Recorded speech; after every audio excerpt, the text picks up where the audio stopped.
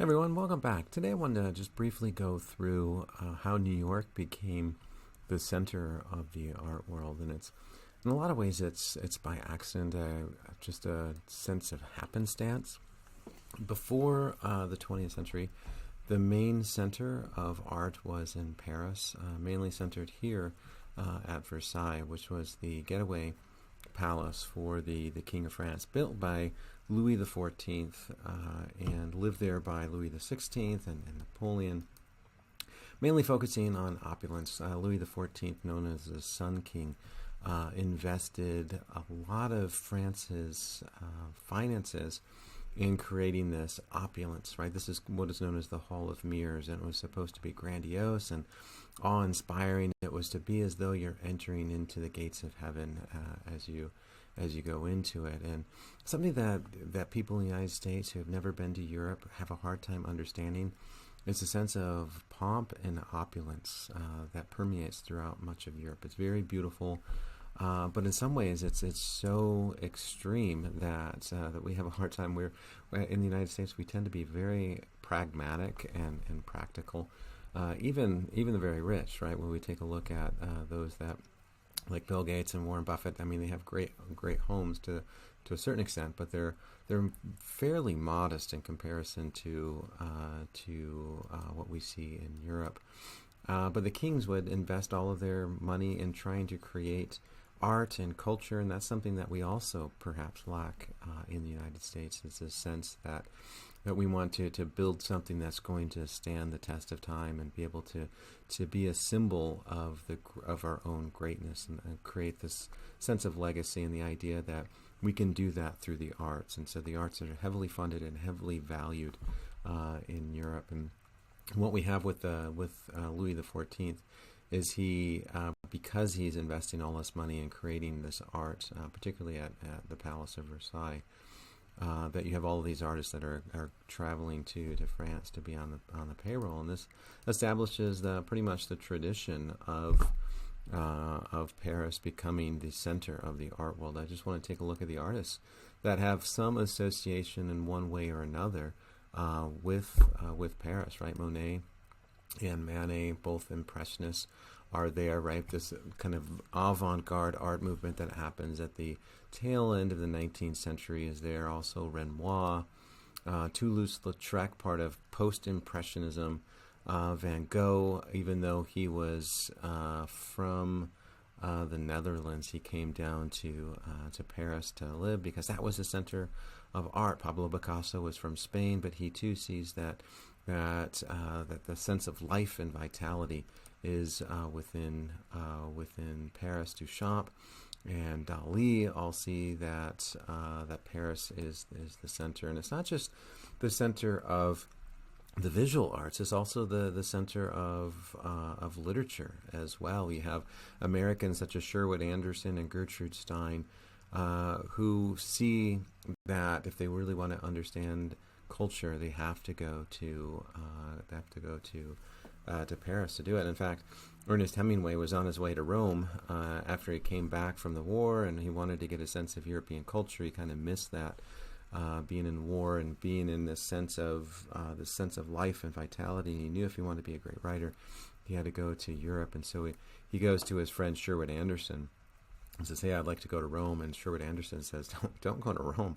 Go to Paris, right? That's where everyone is." And then in Paris, Hemingway met Gertrude Stein and Pablo Picasso and Ezra Pound, and these individuals really helped to shape his writing. But Ezra Pound is another kind of American, kind of British writer. That's in Paris. James Joyce is an Irish writer. Hemingway goes over there. F. Scott Fitzgerald, who's an American writer, goes over there.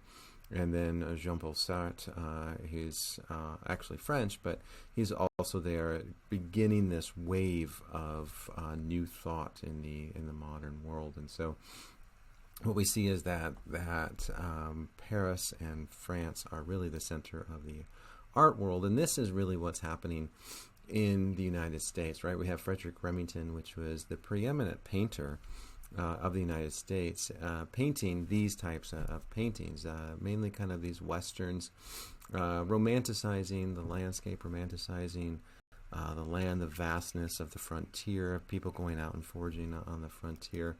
But mainly demonstrating American identity, American values. This is the Midnight Wolf, which is demonstrating this idea of that not only this vast landscape, the vast expanse, this kind of this romantic view of the American West and our kind of connection with nature.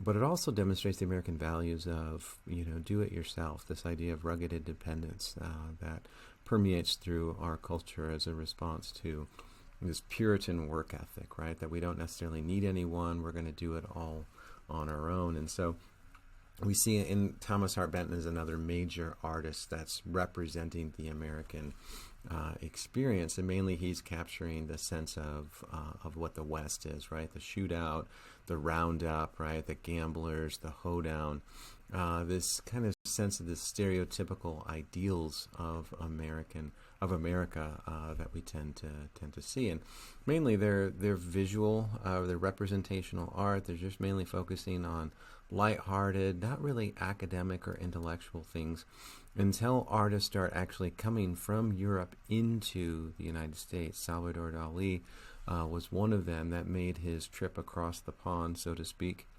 and bringing this art with him, right? So if you can compare this to what Americans are doing before this invasion, right? Thomas Hart Benton is doing this in the 1930s, and then you have Salvador Dali, who's doing, surrealism in the 1930s.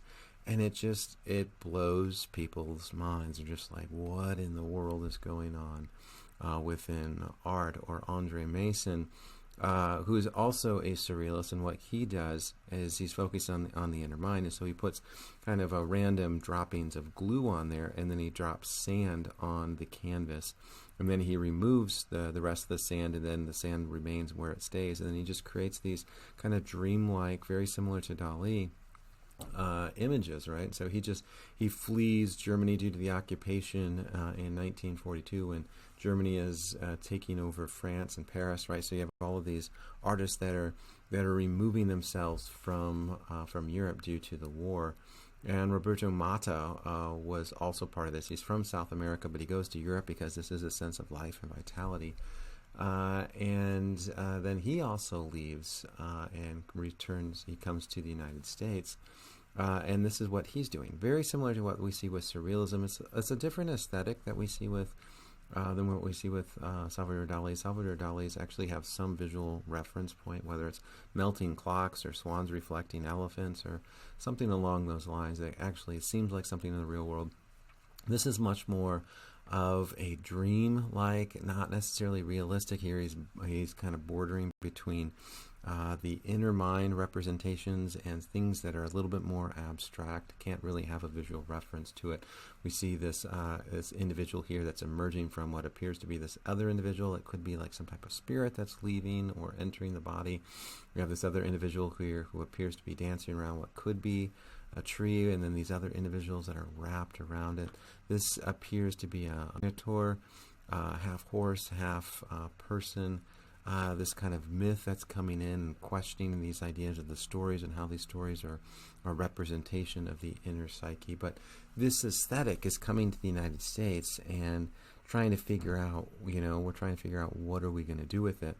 And Joseph Cornell is really the first American that starts saying, okay, let's actually do something different than just the lone wolf or the roundup that we see with Thomas Hart Benton or Frederick Remington. Let's actually do some type of art. And so what he does is very similar to Dadaism. He just takes random objects and puts them inside a box. And this one is called Hotel Eden because you can see the piece of paper in the back that's kind of scratched away. And then he just kind of puts this, parakeet in here with these other random objects to give this sense of, what does it all mean, right? Trying to find the inner sense. And again, similar to Dadaism, that's the human nature, is try to make sense of things, try to find these connections. But Dadaism is asserting maybe there is no inner desires, or there's no inner connections between them. Surrealism takes a different stance. They're suggesting maybe that those inner forces do mean something, and so they kind of reject to some extent the Dadaist idea of absurdity and meaninglessness, even though their works seem a little bit more, seem absurd on the surface, but they're trying to get us to find what's below the surface of the human psyche. And we see some of that. We see kind of a blending with Joseph Cornell as he puts random objects in there, but then again, he kind of poses this idea of what does it all mean? What's the kind of inner connections, right? So he has these found objects similar to Duchamp, but then putting them together in different contexts makes us start to question. And my daughter took this class a couple of years ago, and they had, we went to the Art Institute in Chicago, and they had a room full of Joseph Cornells, and so she was extremely excited to be able to start to apply some of the artwork that she saw within the class to some of the works that she was seeing. And so this is just a box another kind of box that Joseph Cornell puts random objects in. But what also helps the United States become this, New York specifically become this center of the art world is the WPA, right? So you have these artists that are fleeing Europe due to the rise of fascism coming to the United States, particularly centering in New York City. Another element to this is within the United States, you have the WPA, which during the Great Depression, FDR wanted to start employing people to be able to work and to be able to have some type of livelihood. And so what he did is he started funding artists to be able to just create art. And so similar to what we see with Louis XIV and him starting to, the state starting to fund the arts and that creating like this explosion of art in France. We see a similar idea here, even though the WPA is not to the grand scale that Louis XIV was, right? It was not a lot of money, but it was at least something. People didn't necessarily have to worry about selling their works of art. They're going to get a regular paycheck no matter what. And so rather than focusing on their audience and just doing things that their audience wants, which tends to be pretty basic and pretty traditional forms of art, artists began to have the freedom to be able to experiment with art. And so that is another reason that New York becomes this center of the art world, and then we're going to see individuals like Jackson Pollock come out of the WPA and the like. Another individual is Peggy Guggenheim. Peggy Guggenheim was a wealthy heiress who had a lot of money and wanted to fund modern art. And so she starts funding artists like Jackson Pollock and starts to put these abstract expressionists on the map. And so she's another leading reason why New York becomes the center of the art world. And so mainly three reasons, right? There's the artists that are coming there from Europe, bringing their art with them, changing the way that we start to see what art can be. Also, the WPA is a big part of this, and Peggy Guggenheim starts to fund these artists. And so what we see, a couple of lessons here, is that art needs money, right?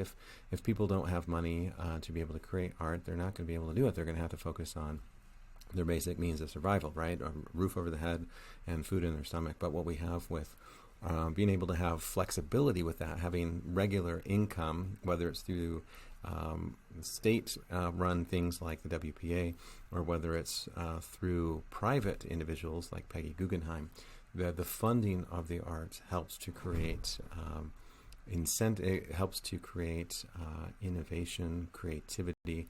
It creates a format for people to be able to come together and to create art. And so you have this explosion of art that happens in World War II that's going to leave a lasting legacy, not only on the 20th century, but on the art world as well. And so you have, for the first time, actual art movements, not just that are happening in the United States, that are not just reflecting what's happening in Europe. They're actually doing something new that's actually driving the art that's going to happen in Europe. And so now you have the United States starting to influence art rather than just respond to it.